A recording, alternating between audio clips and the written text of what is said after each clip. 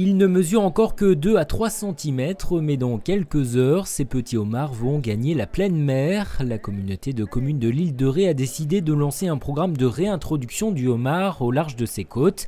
Ces larves sont nées il y a 3 mois dans une écloserie en Cornouailles, en Grande-Bretagne. La seule structure en Europe capable de faire naître autant de homards à la fois, près de 3000 vont être relâchés.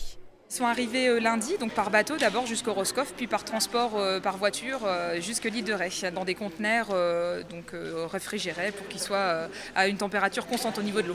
Le port de Saint-Martin, les homards embarquent sur le bateau de l'aquarium La Rochelle.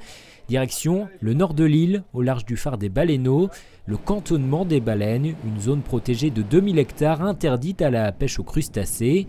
À 7 ou 8 mètres de profondeur, les plongeurs déposent tranquillement les larves. Les fonds rocheux et sableux doivent permettre aux homards de s'alimenter et de se développer à l'abri des prédateurs.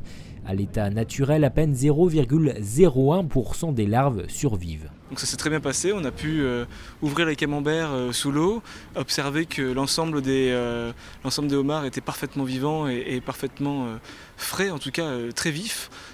C'était assez amusant puisque les homards, une fois qu'ils étaient sortis de leur loge, sont allés vraiment dans des cachettes plus naturelles. Un programme de suivi est en cours d'élaboration. L'objectif est de relancer une population de homards.